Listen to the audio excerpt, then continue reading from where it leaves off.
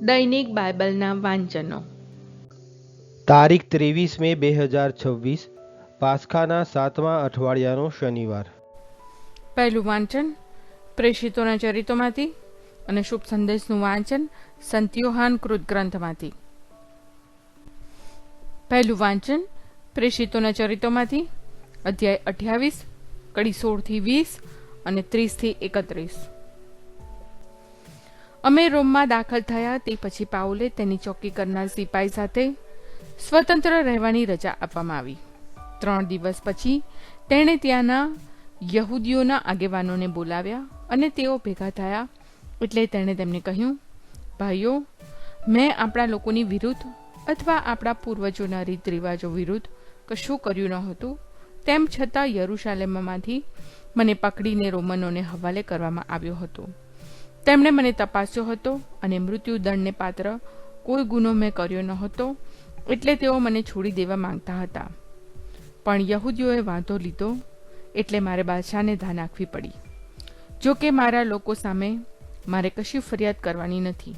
આટલા માટે જ મેં તમને મળવાની અને તમારી સાથે વાત કરવાની માંગણી કરી હતી. કારણ ઇઝરાયેલીઓ સેવે છે તેવી આશા સેવવાને કારણે જ મારે આ બેડી પહેરવી પડી છે. ઉપસંહાર.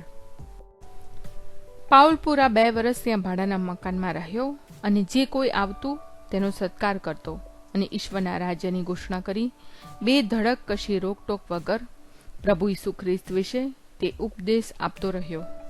આ પ્રભુની વાણી છે, તે આપણો આધાર છે. શુભ સંદેશનું વાંચન સંત યોહાન કૃત ગ્રંથમાંથી અધ્યાય 21, કડી 20-25. પિતરે પાછળ ફરીને જોયું તો ઈસુના વહાલા શિષ્યને, જેણે ભોજન વખતે તેમની છાતી સરસા ઢળીને, પ્રભુ, કોણ આપને દગો દેવાનો છે? એમ પૂછ્યું હતું. તેને પાછળ પાછળ આવતો જોયો. એને જોઈને પિતરે ઈસુને પૂછ્યું, અને પ્રભુ, આનું શું? ઈસુએ કહ્યું, મારી જો એવી ઈચ્છા હોય કે હું પાછો આવું ત્યાં સુધી એને રોકાવું, તો તેમાં તારે શું? તું તારે મારી પાછળ પાછળ આવ. આથી ગુરુબંધુઓમાં એવી વાત ફેલાઈ ગઈ કે એ શિષ્ય મરવાનો નથી. જો કે ઈસુએ એવું કહ્યું જ નહોતું કે એ નહીં મરે, પણ માત્ર એટલું જ કહ્યું હતું કે મારી જો એવી ઈચ્છા હોય કે હું પાછો આવું ત્યાં સુધી એને રોકાવું, તો તેમાં તારે શું? ઉપસંહાર. એ જ શિષ્ય આ બધી વાતની સાક્ષી પૂરે છે અને એણે જ આ બધી વાતો લખી છે, અને અમારી ખાતરી છે કે એની સાક્ષી સાચી છે. ઈસુએ આ ઉપરાંત બીજું ઘણું ઘણું કર્યું છે. તે બધું જો એકે એક નોંધવા જઈએ તો એટલા પુસ્તકો ભરાય કે મને લાગે છે કે આખી પૃથ્વીમાં પણ માય નહીં. આ પ્રભુની વાણી છે, તે આપણો આધાર છે. પ્રાર્થના. ઓ મારા પ્રભુ ઈસુ, હું મારા પાપો માટે પસ્તાવો કરું છું. મારા પાપો માફ કરો. મારા હૃદયમાં આવો.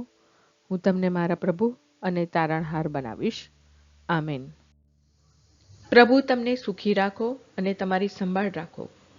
પ્રભુની તમારા ઉપર કૃપા દ્રષ્ટિ અને મહેરબાની હો. પ્રભુની તમારા ઉપર પ્રસન્નતા હો અને તે તમને શાંતિ બક્ષો.